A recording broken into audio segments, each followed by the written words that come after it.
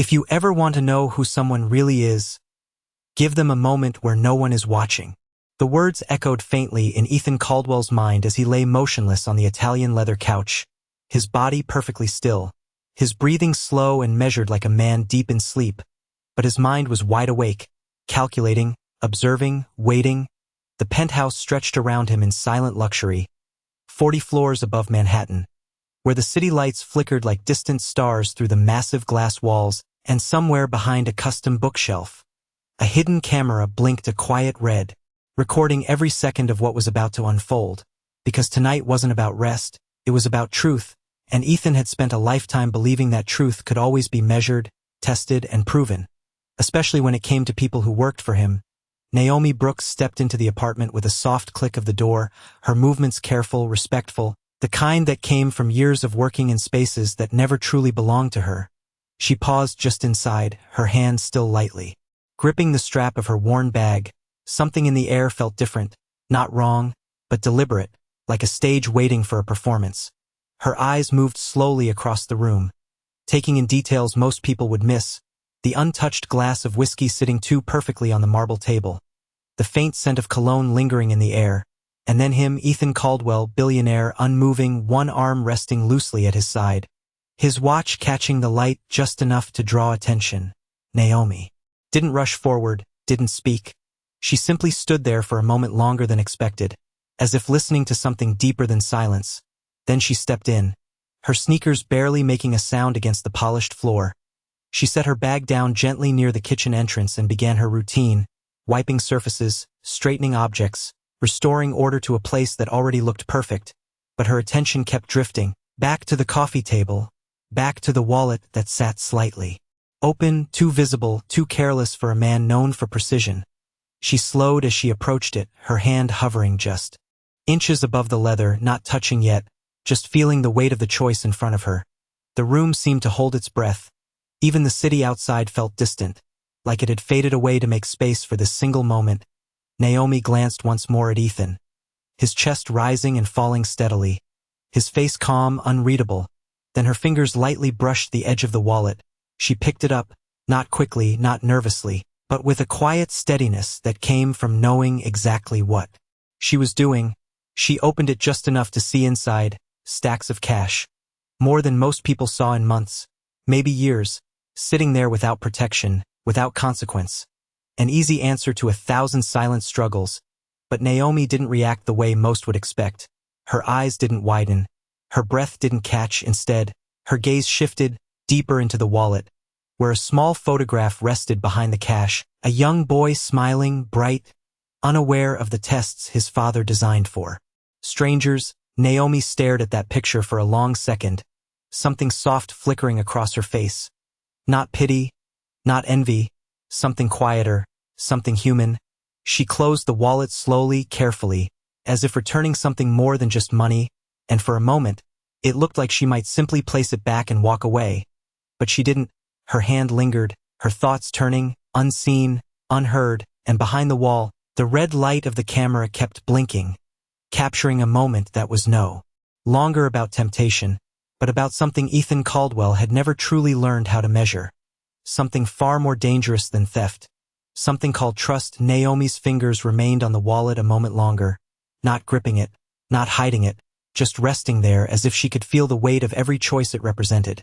The room still silent except for the faint hum of the city beyond the glass. She exhaled slowly and slipped the wallet back onto the marble table exactly where it had been, aligning it with a precision that mirrored the man who owned it. But something in her expression had changed. Not hesitation, not relief, something deeper, like a decision had already been made long before she ever walked into this room. She turned away and continued her work, wiping the edge of the counter, adjusting a chair that was already perfectly placed. But her movements were slower now, more thoughtful, her mind clearly somewhere else. And then it happened, behind her, a soft shift, almost imperceptible. Ethan's arm moved just enough for the Rolex to slide from his wrist and land gently against the cushion before dropping to the floor with a muted thud. Not loud, not dramatic, but loud enough. Naomi froze instantly, her back still turned, her eyes closing briefly as if acknowledging what the moment had just become. She did not turn right away. She let the silence stretch, let the intention behind that sound settle into the air. Then slowly, she faced it, her gaze dropping to the watch on the floor, its face catching the light. Flawless, expensive, impossible to ignore. She stepped closer, each footstep measured, calm, deliberate. She knelt down and picked it up, holding it carefully in her palm, turning it slightly as if examining more than just the object itself, her thumb brushing across the glass, removing a faint smudge that was not even visible unless you knew where to look. She glanced at Ethan again, his face still composed, still playing the role, but something about it now felt different, less convincing. Like the act had already started to crack. Naomi stood slowly, the watch still in her hand, and for a moment it looked like she might place it back on the table, complete the illusion, restore the scene exactly as it was designed. But instead, she walked closer to him, not hurried, not cautious, just steady. She leaned slightly and gently set the watch back onto his wrist, fastening it with quiet care, her fingers precise, respectful, almost protective, as if the object mattered less than the person wearing it. Then she reached for the throw blanket draped over the arm of the couch and pulled it across him, smoothing it down with a soft motion, her hand lingering for just a second on the fabric, not touching him, just near enough to feel the warmth of another human presence. And then she spoke, not loudly, not even clearly meant to be heard, just a quiet line that slipped into the space between them. "You do not have to pretend to be asleep to see who I am." The words were calm, without accusation, without fear, just simple truth, and behind the wall, the camera kept recording, capturing not a test being passed or failed, but something far more unsettling, because in that moment, Naomi was no longer the one being watched. She was the one who understood, and Ethan, still lying there, felt it for the first time, that quiet shift in power, the kind that did not need money or cameras or control. The kind that came from seeing through someone completely and choosing to act with dignity anyway. Naomi stepped back after adjusting the blanket, her movements returning to the quiet rhythm of her work. But the air in the penthouse had shifted in a way that could not be undone. Something unseen had been acknowledged. Something unspoken had already passed between them, and Ethan felt it even with his eyes closed, his carefully controlled breathing now just slightly off, not enough for most people to notice, but enough for him to realize that the control he relied on was slipping. Naomi moved toward the kitchen island again, her hand steady as she wiped down a surface that was already spotless, but her mind was clearly not focused on the task. There was a pause in her motion, subtle, almost invisible. Then she reached into the pocket of her uniform and pulled out a small folded piece of paper, worn at the edges, the kind that had been opened and closed more times than it should have been. She held it for a moment, her thumb brushing lightly across its surface as if grounding herself. Then she walked back toward the coffee table, her steps quiet but purposeful, the same table where the wallet still rested, slightly open, still waiting. She looked at it again, not with curiosity this time, but with clarity, as if the decision had already been made long ago, and this was simply the moment to follow through. She picked up the wallet once more, opened it carefully, and slid the folded paper inside between the bills, not hiding it, not tucking it away, but placing it where it would be found, where it would matter. Then she reached into her other pocket and pulled out a single $20 bill, its edges soft from use, the kind of money that carried stories. She hesitated for just a second, not because she was unsure, but because she understood exactly what it meant. Then she placed it inside the wallet as well, right on top of the stack that did not need it. Her voice came again, barely above a whisper, but steady, grounded. "Sometimes people do not need more money. They need to know someone would give what little they have." The words lingered in the space, not directed at him, not meant for an answer, just truth spoken into silence. Naomi closed the wallet and set it back down with the same precision as before, aligning it with the edge of the table, restoring the illusion one final time. Then she turned away, picking up her bag, her shift clearly finished. There was no rush in her movement, no hesitation, just a quiet completion of something that had nothing to do with cleaning. She walked toward the door, her hand reaching for the handle, and for a moment, everything held still again. The city outside, the faint hum of electricity, even the blinking red light behind the wall, all of it waiting. And then, just before she stepped out, Ethan moved, not slowly, not carefully, but suddenly, sitting upright as if pulled by something deeper than instinct.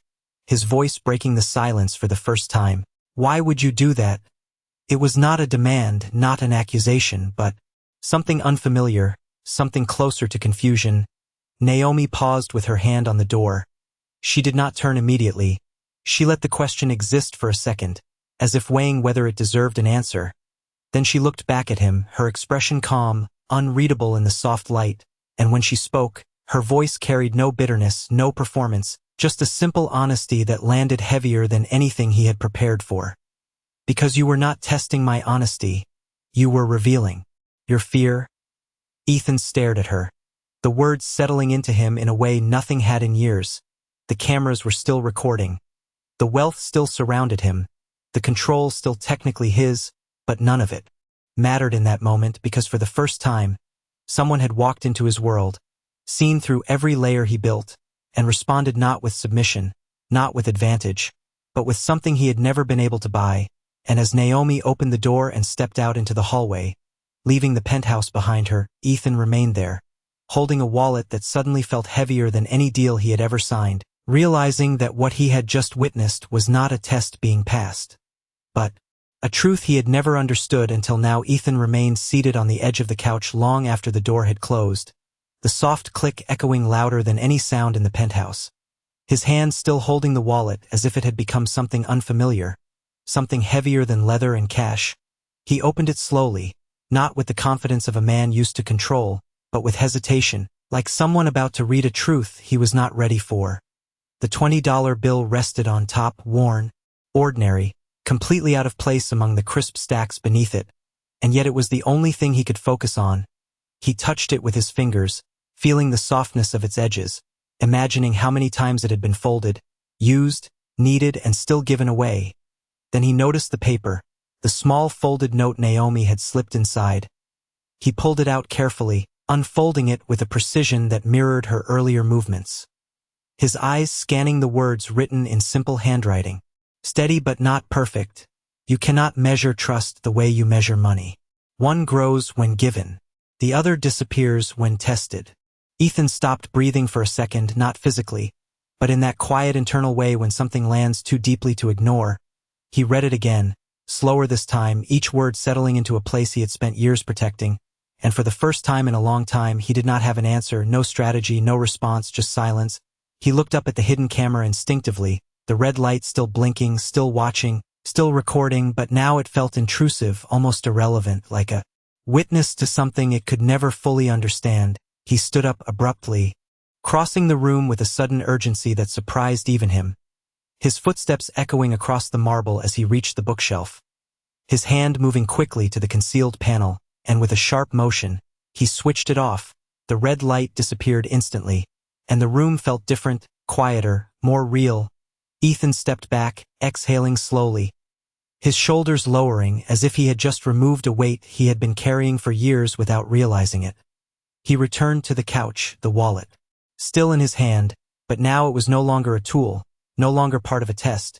It was something else entirely, something that held a moment he could not recreate or control. He glanced toward the door Naomi had walked through, his mind replaying her words, not as a challenge, but as a mirror, reflecting something he had spent years avoiding, the idea that control was not the same as trust, that testing people did not reveal their character as much as it revealed his own inability to believe. Without proof, he sat down slowly, the city lights flickering behind him, casting soft reflections across the glass, and for once, he did not reach for his phone, did not check a schedule, did not calculate the next move. Instead, he simply sat there, holding a $20 bill that meant nothing to his wealth and everything to what he had just witnessed. His voice came quietly into the empty room, not directed at anyone, not expecting a response. "I thought I understood people." The words faded into the silence unanswered because deep down, he knew the truth had already been given to him, not through a deal, not through power, but through a simple act he could not replicate, could not buy, could not test again. And as the night stretched on, Ethan Caldwell realized that for the first time in his life, the most valuable thing in his possession was not something he had earned, but something he had been trusted with, and he was not sure yet if he deserved it. The city had quieted into that late hour where even Manhattan seemed to breathe slower, but inside the penthouse, Ethan Caldwell had not moved far from where he sat, the wallet still resting in his hand like an unanswered question. The note folded beside him now on the glass table, its presence louder than any notification he had ignored. Minutes passed, or maybe longer. Time no longer felt structured the way it usually did for him. There were no meetings, no deadlines, no negotiations, just the weight of a moment he could not control. He finally stood, not with urgency this time, but with intention, walking toward the window where the skyline stretched endlessly.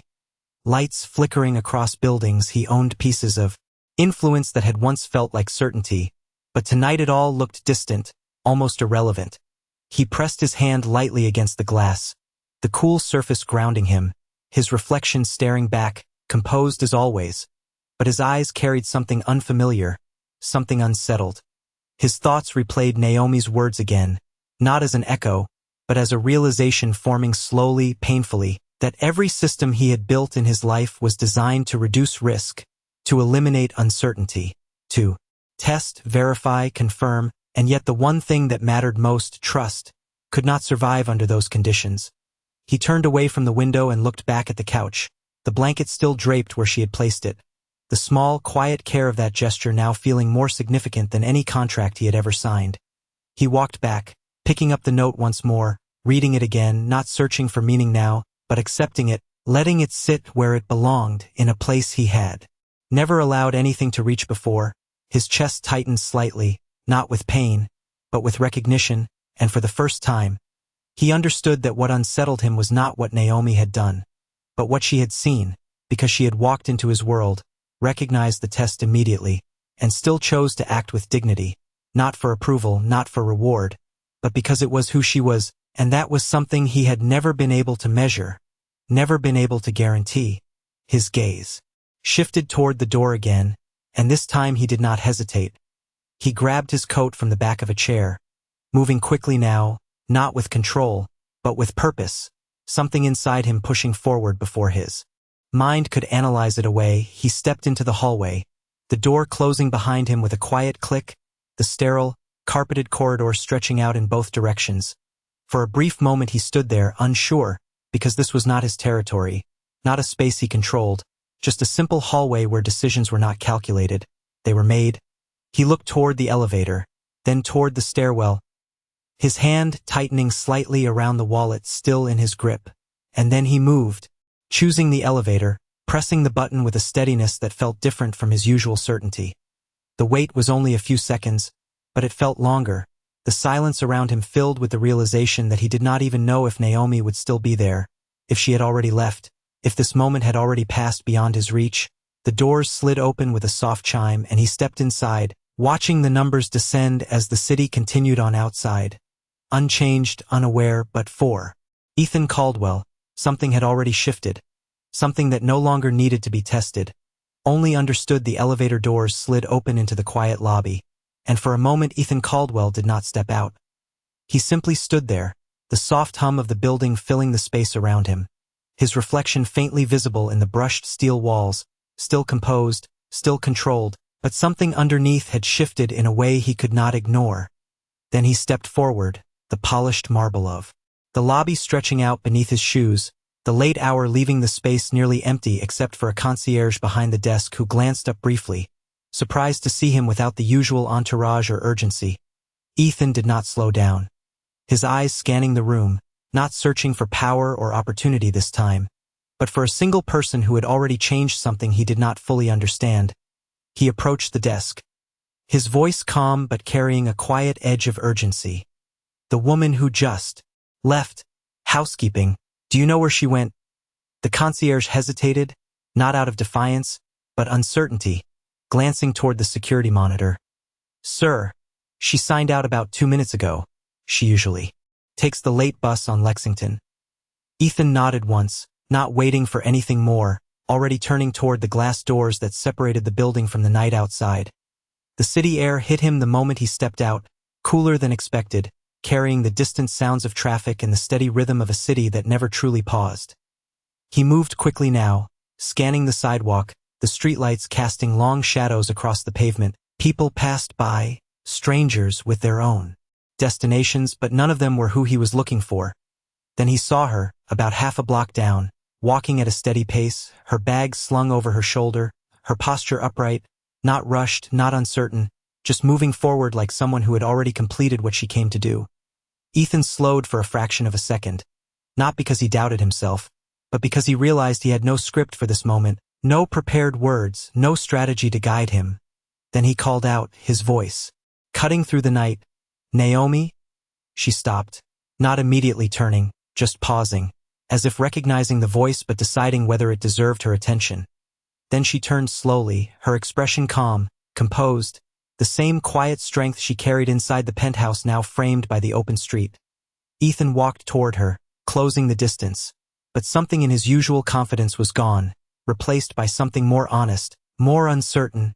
He stopped a few feet away, holding the wallet in his hand, not as proof, not as leverage, just as a reminder of what had passed between them. "You left this," he said. Though they both knew that was not true, Naomi glanced at the wallet, then back at him, her eyes steady. "No, I did not." Her voice was not defensive, not challenging, just clear, and for a moment, Ethan had no response because she had already stripped the situation of any illusion he might have tried to rebuild.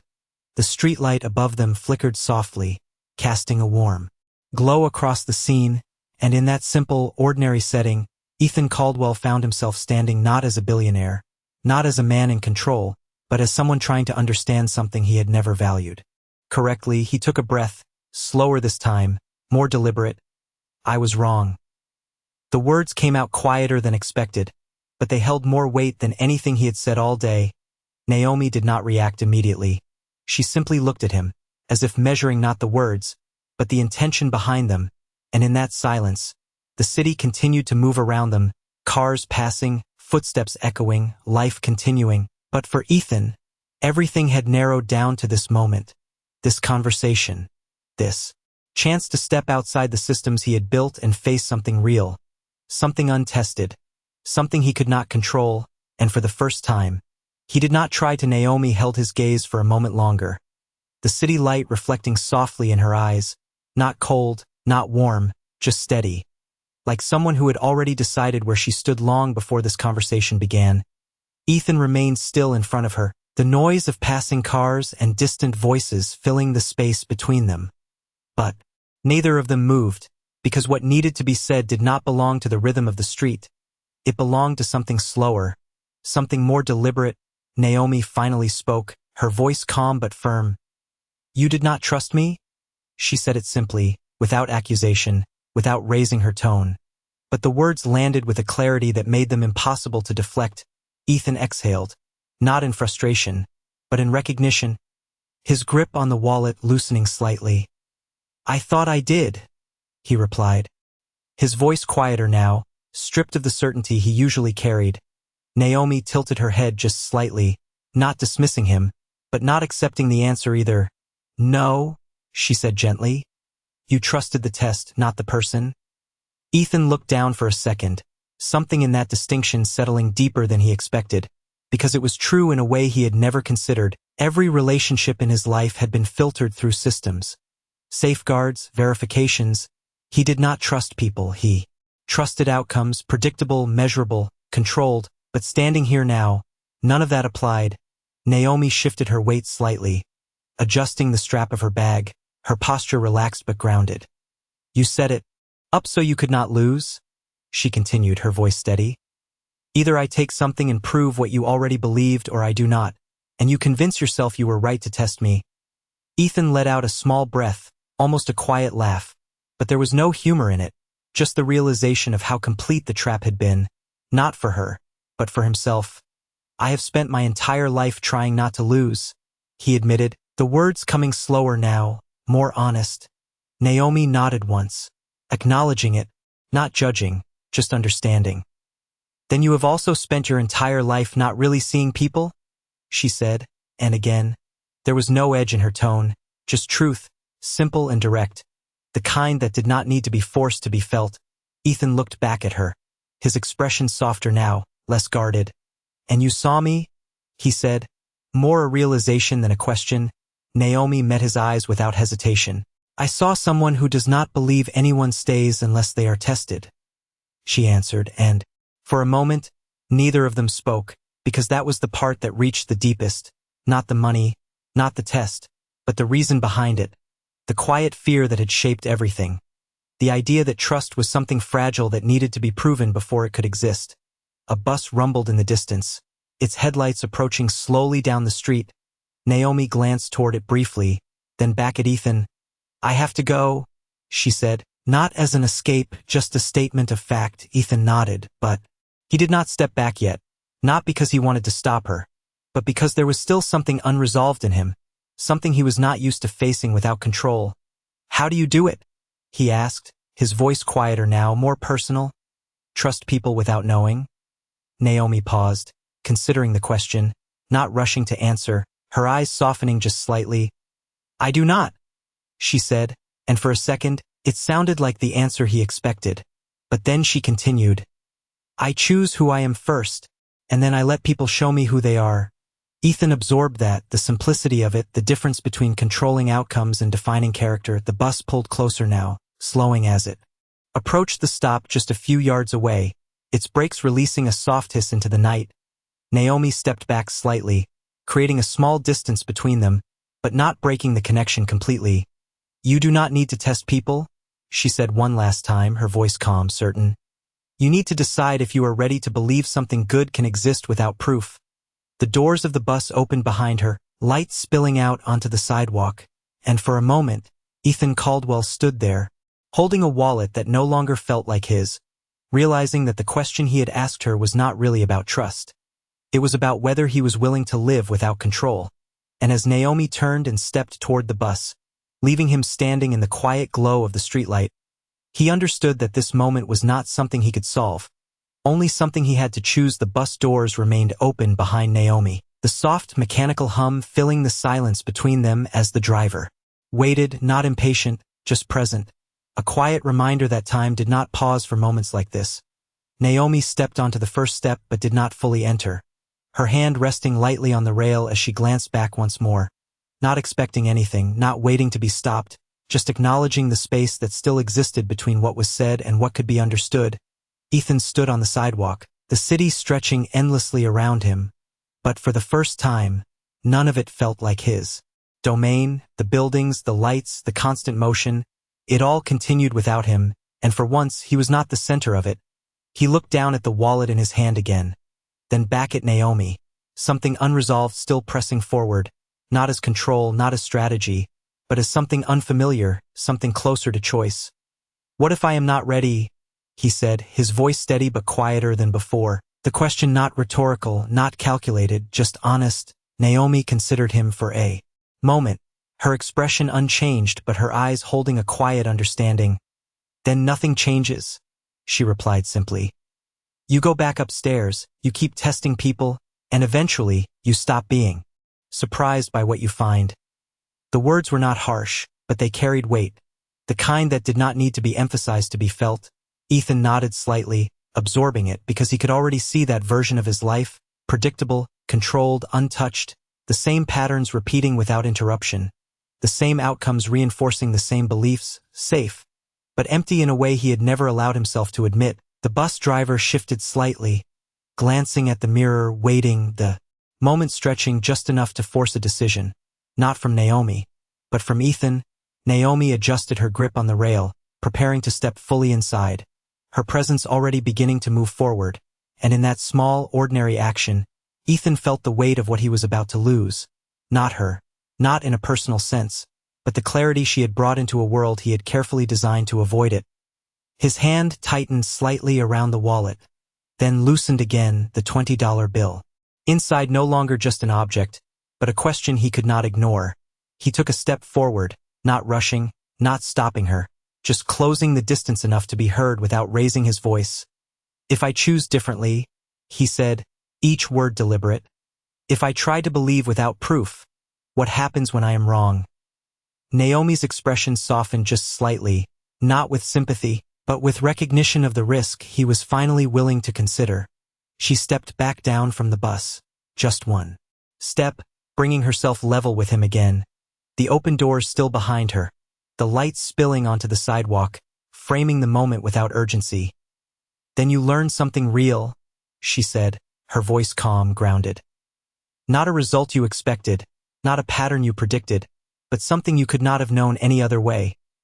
Ethan held her gaze, the answer settling into him slowly, not as reassurance, but as a shift in perspective, because for the first time, being wrong did not feel like failure. It felt like possibility. The bus driver cleared his throat lightly, not impatient, just reminding them that the world continued moving. Naomi glanced back briefly, then returned her attention to Ethan. "You do not have to decide everything tonight," she added. "You just have to stop pretending you already know."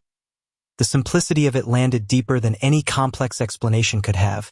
Ethan nodded once, not as agreement, but as acknowledgement, because something had already changed, something he could not reverse even if he wanted to.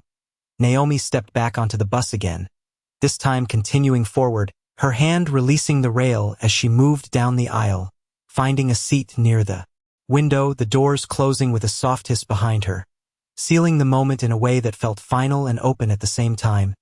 Ethan remained on the sidewalk, watching as the bus pulled away, its lights blending into the flow of the city, and as it disappeared into the distance, he looked down at the wallet one last time, then back up at the street ahead of him, realizing that, for the first time, the path forward was not something he could calculate, it was something he had to choose without knowing where it would lead. Ethan stood there long after the bus disappeared, the red taillights fading into the distance until they were swallowed by the endless motion of the city. And yet he did not move, not immediately, because something inside him had shifted in a way that made every next step feel different, not uncertain in a weak sense, but open in a way he had never allowed before. The wallet in his hand no longer felt like an object of value, but like a quiet reminder of a moment that had redefined what value even meant. He looked down at it again, his thumb brushing lightly over the edge where Naomi's $20 bill rested inside, and for the first time, he did not see it as small or insignificant. He saw it as something deliberate, something chosen, something that carried meaning far beyond its number. He exhaled slowly, the cool night air filling his lungs, and then he turned, not back toward the building, not yet, but toward the street ahead of him, the same street he had walked past countless times without noticing, the same city he had controlled from above without ever really stepping into. His shoes hit the pavement with a different rhythm now, not rushed, not directed by schedule, just movement. He walked past storefronts that were closing for the night, past people who did not recognize him, did not care who he was, and for once, that absence of recognition did not feel like a loss, it felt like freedom. He passed a small convenience store, its lights still on, the soft hum of refrigeration units audible even from outside, and something in him paused, not out of necessity, but curiosity. He stepped inside, the bell above the door chiming softly. The clerk behind the counter glanced up briefly, then returned to stacking items without interest. Ethan walked down one of the narrow aisles, his eyes scanning shelves filled with everyday things, items he had not thought about in years, things people actually needed, actually chose without strategy, without calculation, just because they mattered in that moment. He reached into his pocket and pulled out the wallet again, opening it slowly, the crisp bills still perfectly aligned, untouched, except for the one that did not belong. He slid Naomi's $20 bill out and held it in his hand, looking at it under the fluorescent lights, its edges worn, its surface marked by time, and yet it carried more weight than everything else combined. He stepped up to the counter, placing the bill down gently. The clerk looked at it, then at him. "That all?" the man asked casually. Ethan nodded once, not explaining, not needing to. The clerk rang it through, handing him a small paper bag in exchange, and Ethan took it, not because of what was inside, but because of what it represented, a choice made without calculation, a small act without expectation. He stepped back out into the street, the night air meeting him again, and for a moment, he simply stood there, holding the bag in one hand, the empty space in his wallet now more noticeable than the money that remained. But it did not feel like loss. It felt like something had been given forward, something that could not be tracked or measured, something that simply existed because he allowed it to. He looked up at the skyline again. But this time it did not feel distant.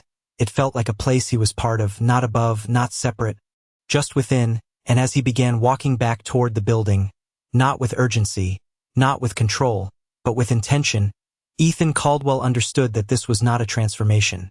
Not yet. It was a beginning.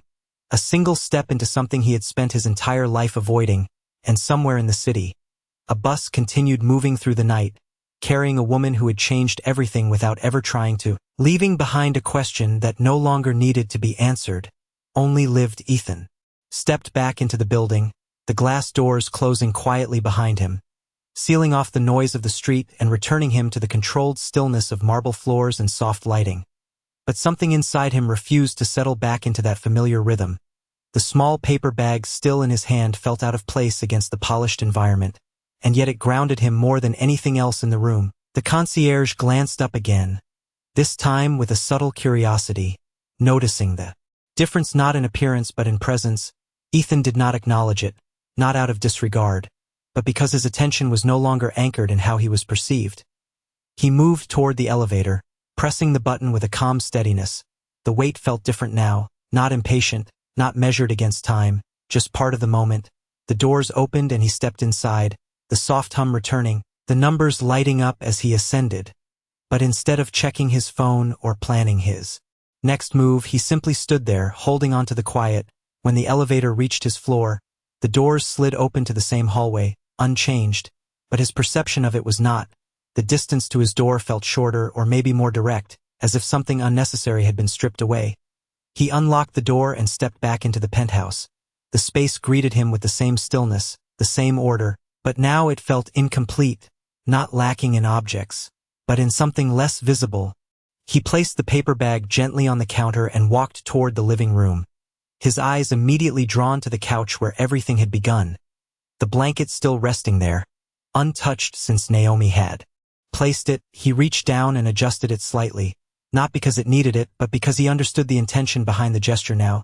He sat down slowly, the wallet still in his hand, and opened it again. The space where the $20 bill had been now empty, but it did not feel like something missing. It felt like something transferred, something that had moved forward beyond him. He took out the note once more, reading it again, the words no longer surprising but anchoring.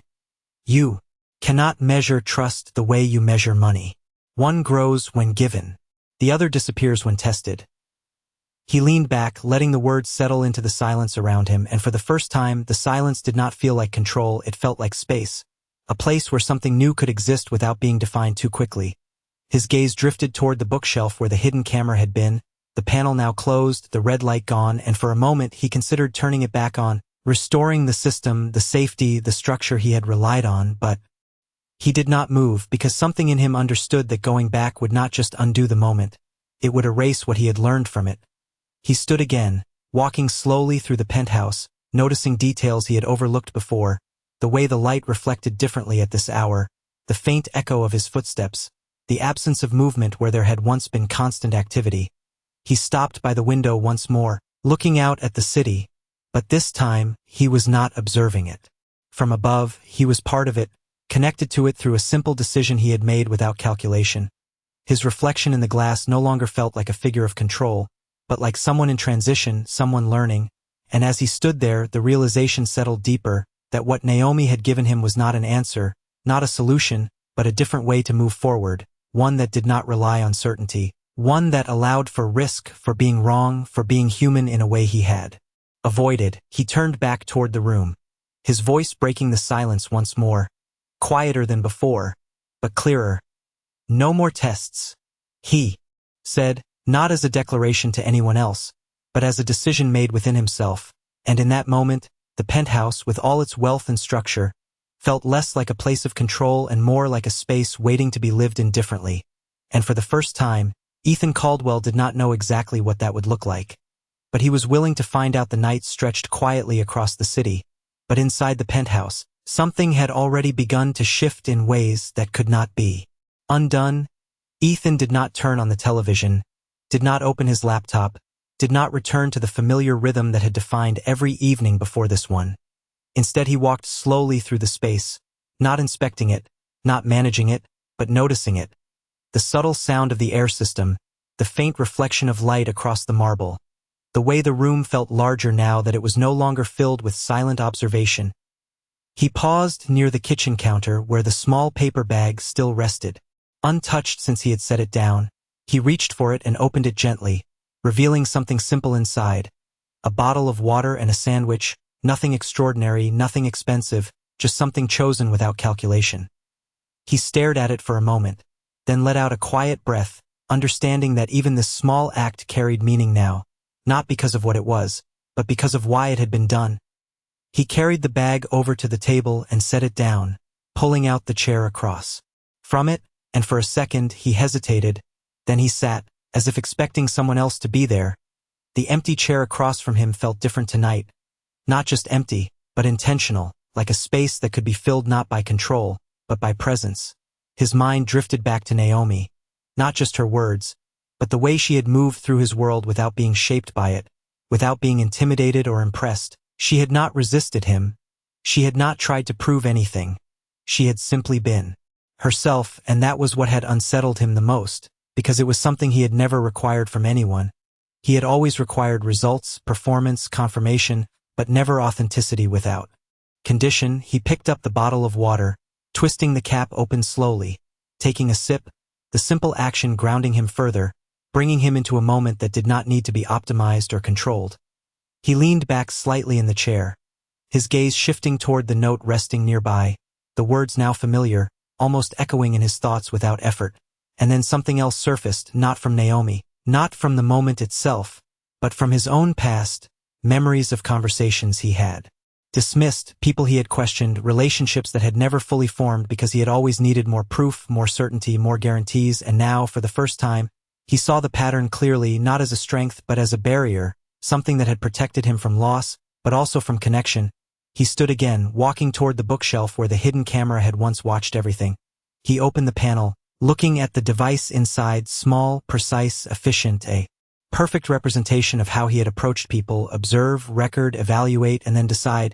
He stared at it for a long moment, then reached forward and unplugged it completely, not just turning it off, but removing it from the system entirely. The soft click of the connection breaking echoed quietly in the room. Final in a way that felt different from before, he closed the panel slowly, his hand resting against the wood for a second, as if acknowledging what he had just done. Then he turned away, the space behind him no longer holding the same power it once did. He walked back toward the window, the city still alive below him, but now it felt less like something to manage and more like something to move through.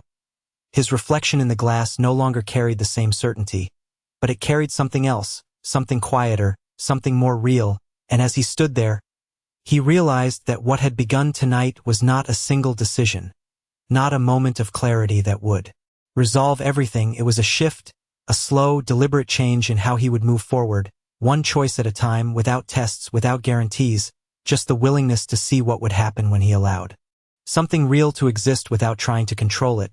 And for the first time, that uncertainty did not feel like a risk to avoid. It felt like something worth stepping into. Morning did not arrive with noise or urgency. It entered the penthouse quietly, carried in by soft light stretching across the marble floor and glass walls, touching objects that had not moved but somehow felt different. Ethan was already awake, not because of routine, but because sleep had not held him the same way it used to, his mind no longer cycling through strategies and projections, but resting in something unfamiliar, something slower. He stood near the window, a cup of coffee untouched in his hand, watching the city begin again below him, people moving, traffic building, a rhythm that had always existed but that he had never really observed without filtering it through purpose. His reflection looked back at him in the glass, still the same man in appearance, but not entirely the same in presence. He turned away after a moment, setting the cup down, and walked through the space with a quiet intention, not searching, just moving. He paused at the table where the note still rested, exactly where he had left it, and for a moment he considered putting it away, storing it somewhere safe, but he did not, because it did not belong hidden, it belonged present, something to be seen, something to remain part of the space he lived in. He reached for his phone, picking it up for the first time since the night before, the screen lighting up with missed calls, messages, reminders, all the signals of a life waiting to pull him back into its structure. He stared at it for a second, then unlocked it, not to respond, but to make a different kind of decision. He scrolled through his contacts until he found the number for building management, his thumb hovering for just a moment before pressing call. The line connected quickly, a familiar voice greeting him with professional readiness. Good morning, Mr. Caldwell. How can we assist you today? Ethan did not rush his response. He took a breath, steady, grounded. I want to make a change, he said, his tone calm, but carrying something more deliberate than usual. There was a pause on the other end, not confusion, just attention. Of course, sir, what kind of change? Ethan glanced around the penthouse, not at its value, but at its structure, the systems, the invisible lines of control that had shaped everything within it. No more surveillance, he said, clearly, without hesitation. Not in my residence, not in any of the private spaces under my name. Another pause followed, longer this time, the kind that came when something unexpected entered. A system built on predictability. Sir, just to confirm, you are requesting removal of all internal monitoring systems? Ethan nodded, even though the person could not see him. Yes, he replied. Complete removal. The confirmation came, professional, neutral, but beneath it, there was a subtle shift, as if even the system itself had to adjust to this new instruction. Understood, Mr. Caldwell. We will begin that process immediately. Ethan ended the call, placing the phone back down, the decision settling into the space around him, not loud, not dramatic, but final in a way that mattered. He stood there for a moment, feeling the quiet after the choice, and realized that this was not about removing cameras. It was about removing the need for them, the belief that everything had to be observed to be trusted. He walked back toward the window again. The city now fully awake, sunlight reflecting across buildings, people moving with purpose, and for the first time, Ethan did not feel.